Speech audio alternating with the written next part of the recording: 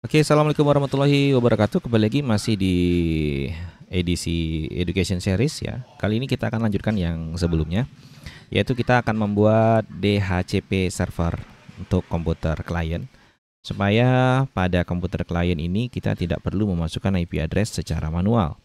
Nah, di sini kita lihat propertiesnya. Di versi 4-nya di sini kita masukkan IP address secara manual. Setelah sebelumnya server Debian ini kita konfigurasi sebagai router untuk koneksi internet dari komputer server ke komputer klien. Nah, ini seperti ini. Nah, sekarang kita mau melakukan konfigurasi DHCP server supaya nanti klien ini dapat IP address secara otomatis. Nah, aplikasi ataupun paket yang perlu kita install di Debian server ini namanya itu adalah DHCP server ya. Jadi tergantung seri dari Linux-nya.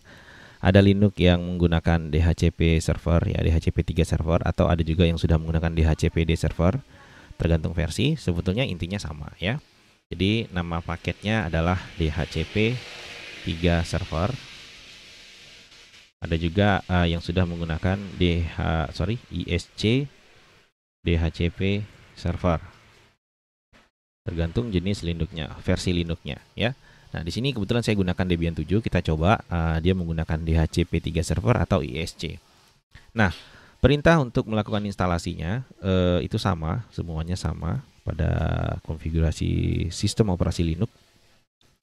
Ya, perintahnya adalah kita buat di sini apt min-get install nama paket.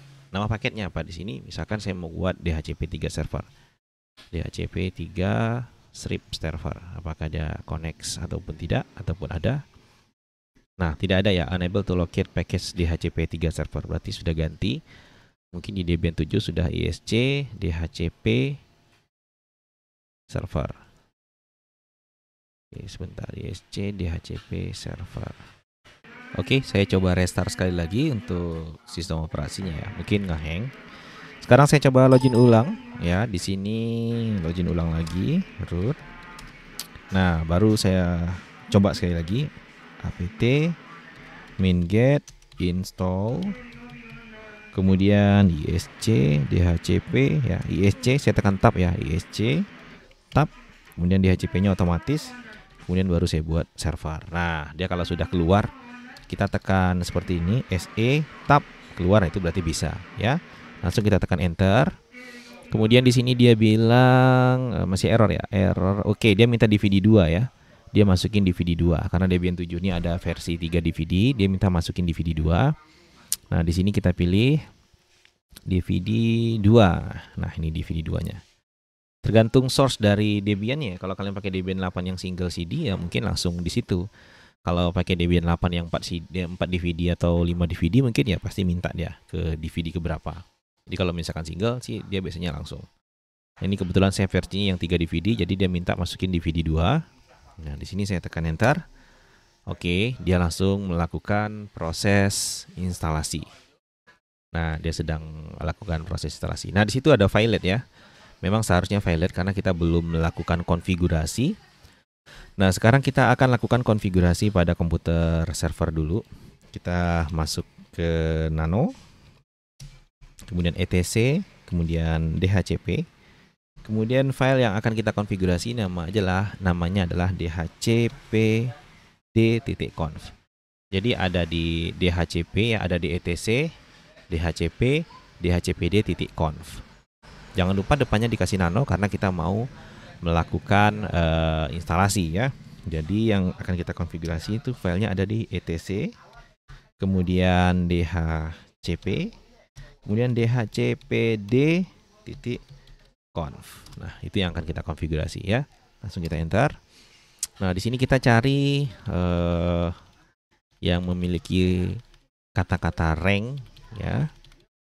Kita cari yang ada kata-kata ranknya.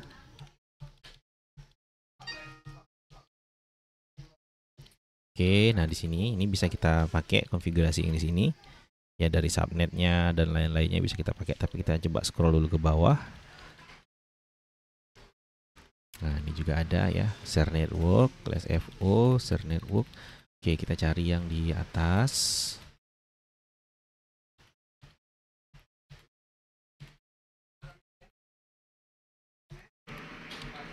Oke. Nah, yang ini kita bisa pakai.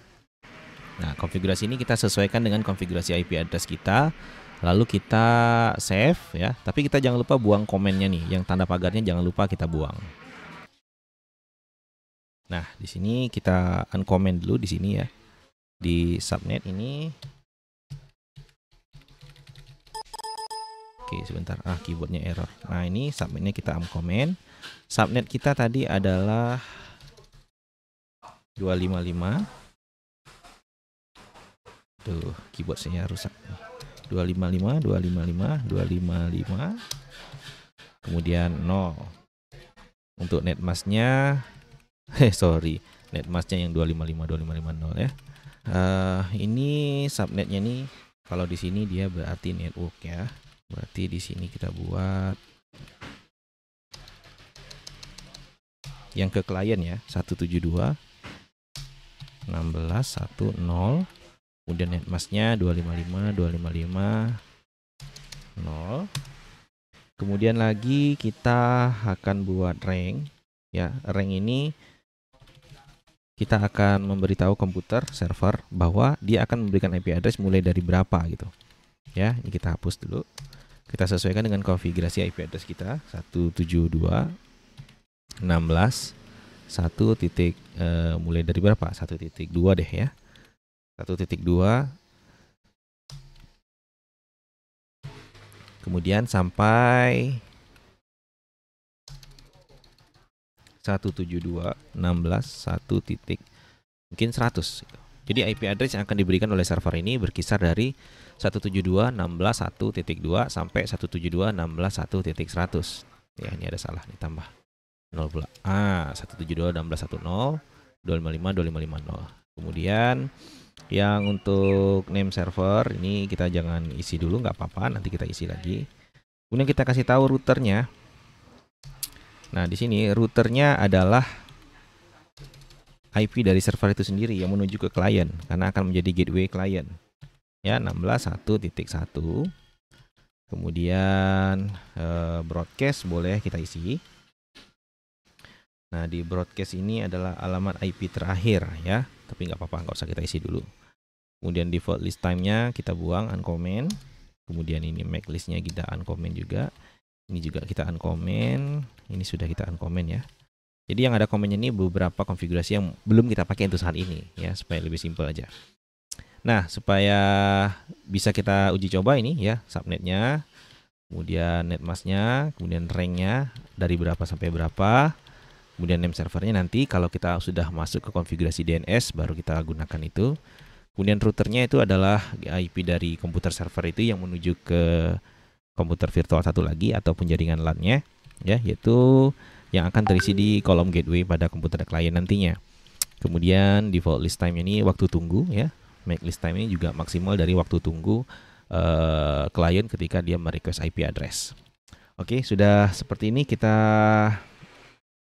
Ctrl O, Enter, Ctrl X ya. Kita restart lagi sistemnya. Sebenarnya bisa kita restart service ya, seperti ini ya, etc init.d ya. Ini apa nama paketnya? Nama paketnya adalah dhcpd ya. dhcpd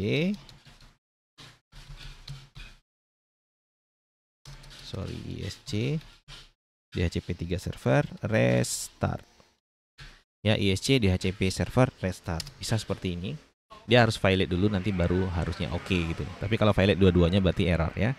Nah, sekali lagi kita restart. Stopnya oke, kemudian startingnya juga oke. Nah, sudah oke seperti ini, sudah hijau seperti ini, itu seharusnya bisa.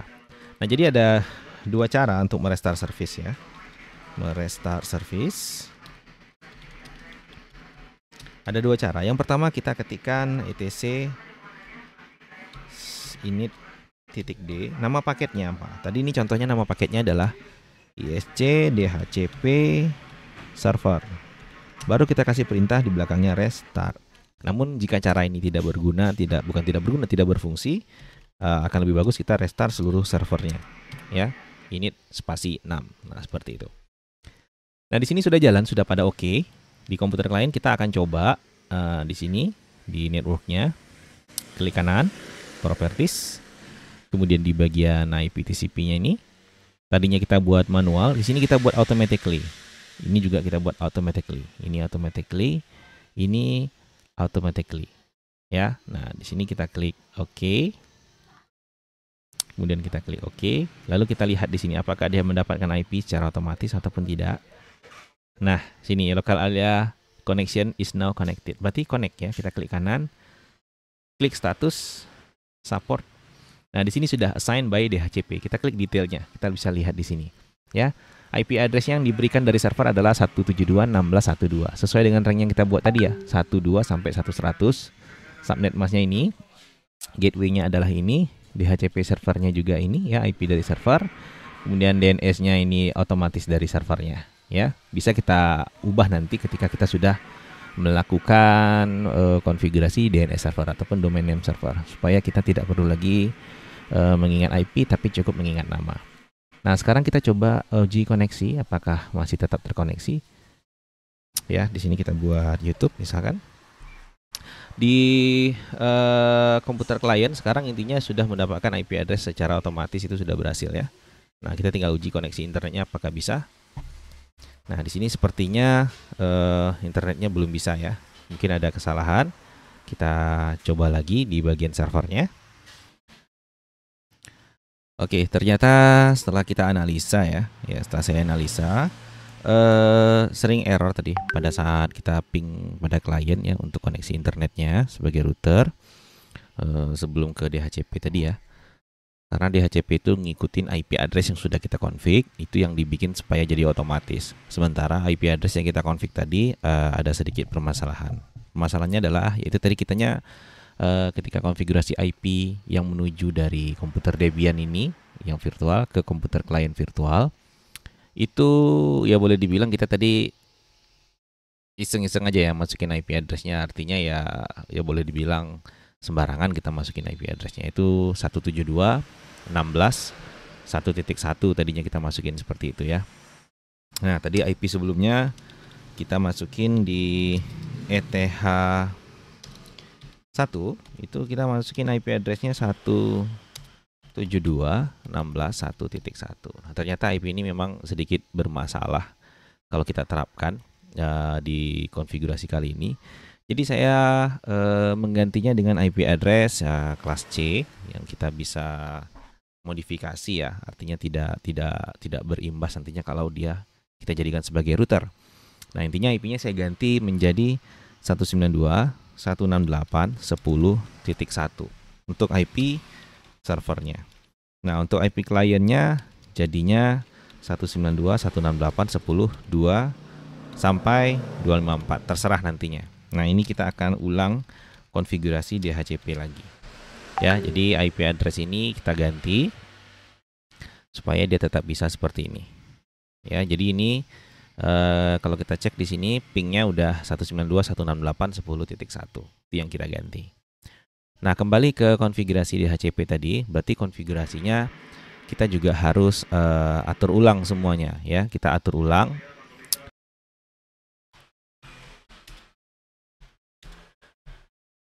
Oke, kita coba lagi apt minget install ISC DHCP. Nah, ini mau ya, ternyata harus di restart ya ISC DHCP. Kalau tadi kan seperti ini langsung ada C-nya. Kalau sekarang cuman ISC tab. Nah, dia ada pilihan. Berarti di sini kalau kita ketikkan SE, nah, kita tab, otomatis akan ada tulisan servernya. Nah, seperti ini baru bisa kita tekan enter. Ini tadi sudah saya lanjut recordnya. Oke, sudah. Oke ya, sekarang kita tekan enter. Dia akan install DHCP server. Nah, di sini dia baru minta silakan masuk DVD binary 2 nih di sini nih. Nah, di sini barisan ini dia minta DVD binary 2. Berarti dia minta DVD 2 dimasukin. Nah, kita masukin DVD 2. Kemudian kita enter lagi. Baru dia akan melakukan proses instalasi untuk DHCP servernya. Nah, DHCP servernya harus kita perbaiki karena sebelumnya tadi kita gunakan IP yang ini yang 172 ya. Sekarang kita ganti ke IP yang 192 yang ini. Ya, nah jadi ini IP baru. IP ETH1-nya sudah ya. Nah, sebelumnya IP-nya ini kan 172.16.11 itu sebelumnya. Jadi ini kita nggak pakai lagi. Kita nggak pakai IP itu, jadi kita sekarang pakai IP yang ini supaya tidak mengalami error di sistem servernya. Oke, sekarang kita lihat kembali ke Linux. Di sini valid, memang valid karena kita belum lakukan konfigurasi. So kita konfigurasi ulang untuk DHCP server, yaitu alamatnya ada di sini, etc dhcp dhcpd.conf ya. etc dhcp kemudian dhcpd.conf, lalu kita masuk ke baris yang bisa kita rubah halaman IP-nya. Nah, ini yang agak banyak, dari sini kita mulai. Ini kita buang pagarnya. Ini juga kita buang pagarnya. Ini kita buang pagarnya. Ini juga. Ini juga. Ini juga. Ini juga. Sampai di sini. Nah, itu aja. Baru kita rubah konfigurasi IP-nya sesuai dengan yang kita punya. Nah, di sini subnet kita ganti. Ya, subnet kita itu sama dengan, ibaratnya tuh di sini sebagai network ya, alamat IP yang paling awal. Jadi kita ganti jadi 192. Oh, 6 log saya mati. Oke. Sini kita ganti jadi 192.168.10.0. Netmasknya 255.255.255.0. Kemudian ranknya mulai dari 192.168.10.2 hingga, terserah kita mau bikin berapa, 192.168.10, misalkan cuma sampai 100. Jadi dari 2 sampai 100 itu saja yang akan dikasih oleh server. Terus kalau misalkan kita cuma mengizinkan cuma 5 komputer, berarti dari 2 sampai 2, 3, 4, 5, 6. Berarti di sini kita buat sampai 6.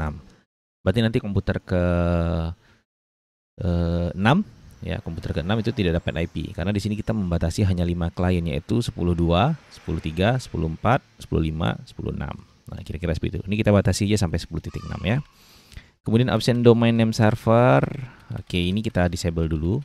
Nanti kalau kita sudah main ke DNS server, kita disable, kita kasih pagar lagi. Yang ini option domain name boleh. Oke, yang ini juga kita disable.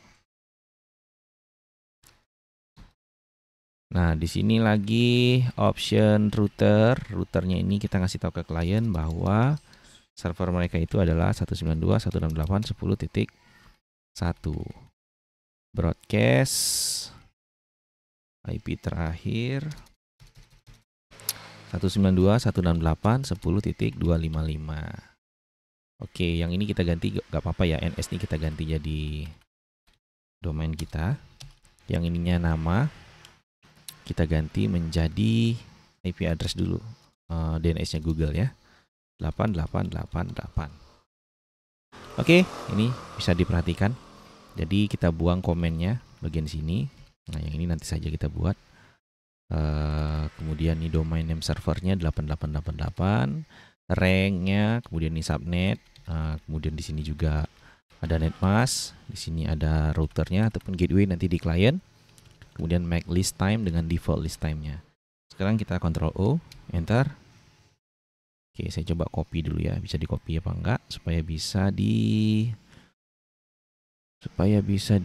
ini, bisa saya masukin ke Word-nya. Nah, sebentar ya, kita coba.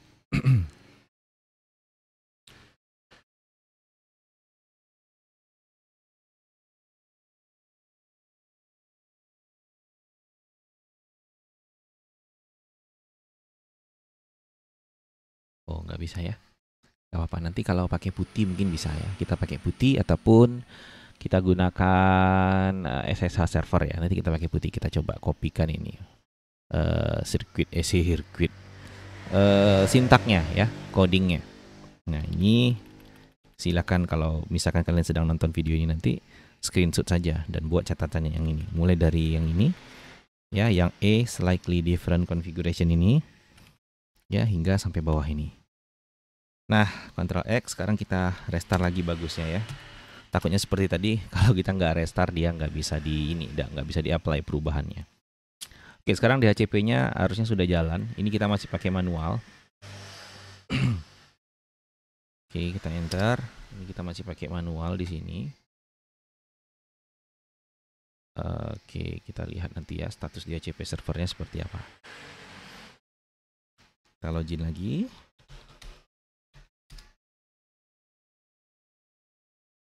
Kemudian kita cek etc init.d DHCP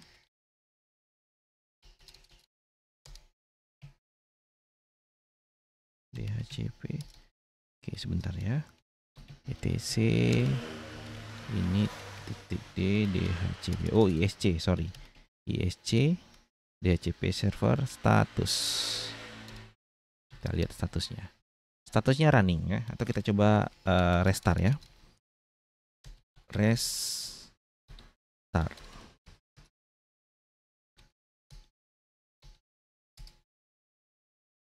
Oke, stopnya oke, kemudian startingnya juga oke. Nah, kita lihat di sini. Ini kalau kita perhatikan di sini timeout ya, seharusnya dia online ini, karena kita masih pakai yang static. Harusnya online karena itu IP tables yang kita buat sebagai router tadi kita belum bikin dia permanen. Artinya setiap restart kita harus masukin lagi. Ya, tapi itu nanti kita konfigurasi ulang. Nah, sini kita mau cek dulu DHCP-nya. Sini kita buat automatically seperti ini. Kita pastikan apakah dia mendapat IP address ataupun tidak. Kita klik status di sini. Nah, sudah dapat IP address ya. Ini IP address-nya. 10.2 dia dapat, gateway-nya 10.1. DHCP-nya 10.1, DNS-nya 888. Nah, berarti ini kalau kita cek di sini, dia sudah signed by DHCP. Berarti dia sudah mendapatkan IP berdasarkan DHCP, bukan manual. Nah, sini kita nggak ada ngisi IP address ya, kita nggak ada ngisi IP address. Dia sudah dapatkan IP secara otomatis. Nah, seperti itu. Oke, kemudian di sini kita lihat masih timeout. Ya, kita coba ulang lagi di Debian-nya yang IP table tadi. Ketika kita konfigurasi router tadi ya. Kita masuk ke nih ya, IP tables min T, NAT, min A, post routing, min O, ETH0, min J, masking rate. Enter. Nah, itu akan share koneksi internet di sini.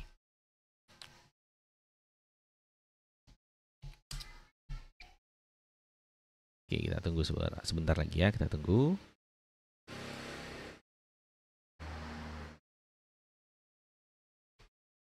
Oke, coba saya stop dulu pingnya ya. Saya ping ulang. Coba ping ke website lain dulu. Misalkan sar.ac.id. Nah, oke, sudah connect kembali. Baru kita ping ke 88 lagi. Nah, baru reply dia ya. Terkadang-kadang memang harus kita stop dulu.